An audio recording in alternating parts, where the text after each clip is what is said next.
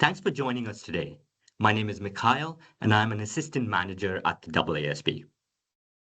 Today, I will take you through the AASB's latest consultation paper, Exposure Draft ED 341. In this video, we will discuss why we're issuing this consultative document, the potential amendments to AASB 1060 that stem from the classification and presentation requirements introduced in AASB 18, our proposed approach, and the feedback we are seeking from you. During the outreach for ITC 56, we heard that you preferred consistent presentation requirements for the primary financial statements for Tier 1 and Tier 2 entities. Some Tier 2 entities also indicated their intention to early adopt the new classification and presentation requirements of AASB 18.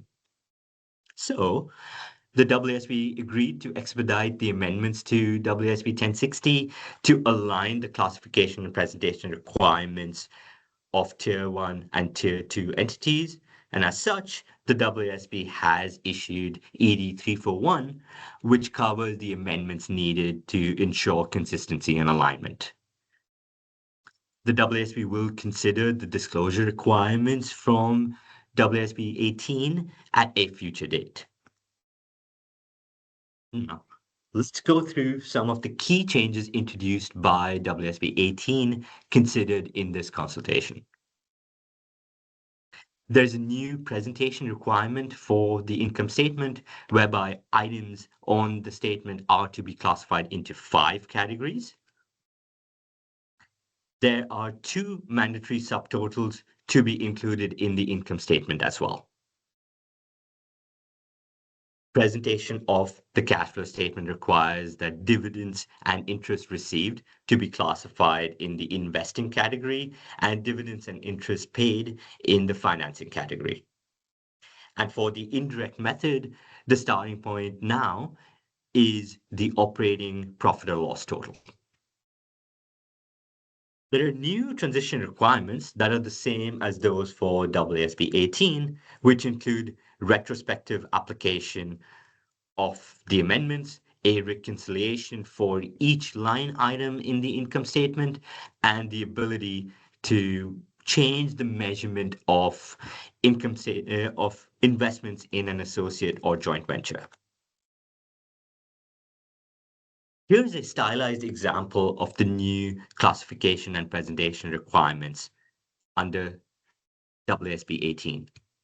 The standard requires an entity to classify incomes and expenses into operating, investing, and financing categories and present 2 mandatory subtotals in the income statement, which are operating profit and profit before financing and income taxes.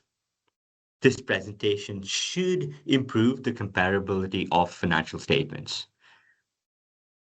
The standard defines what goes into the investing and financing categories, as well as existing categories for income taxes and discontinued operations.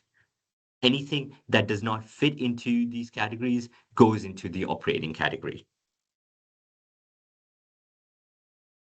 We have consistently heard that stakeholders prefer AASB 1060 to be a standalone standard, a one-stop shop of sorts for Tier 2 entities. So, to align the classification and presentation requirements for Tier 1 and Tier 2 entities, the AASB proposes including the relevant requirements from the body of AASB 18 in AASB 1060 and including a new Appendix B application guidance in AASB 1060, which is drawn from the Appendix B of AASB 18.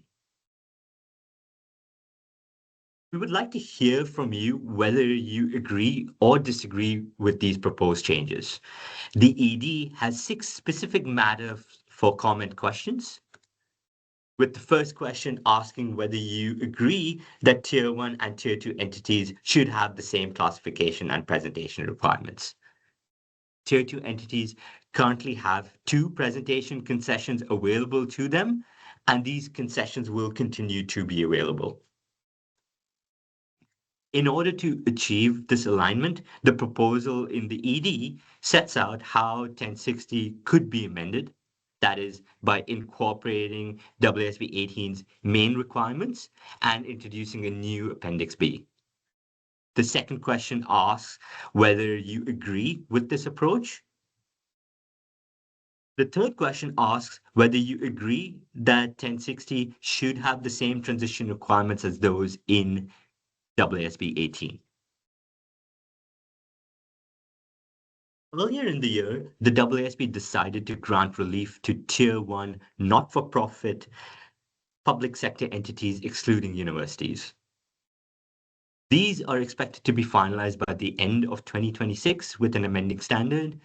And the fourth question relates to extending these reliefs to Tier 2 not-for-profit public sector entities. As for the not-for-profit private sector entities, the AASB has not yet decided on any relief. And the fifth question asks, in the case that any relief is provided to these entities, should those reliefs be extended to Tier 2 not-for-profit private sector entities? These proposals would be considered through an exposure draft later this year. Finally, we would also like to hear if you have any other comments on the proposals.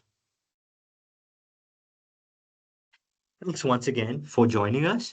You can scan the QR codes for more details on the exposure draft, to complete the online survey, and the roundtable event that's taking place on the 23rd of July.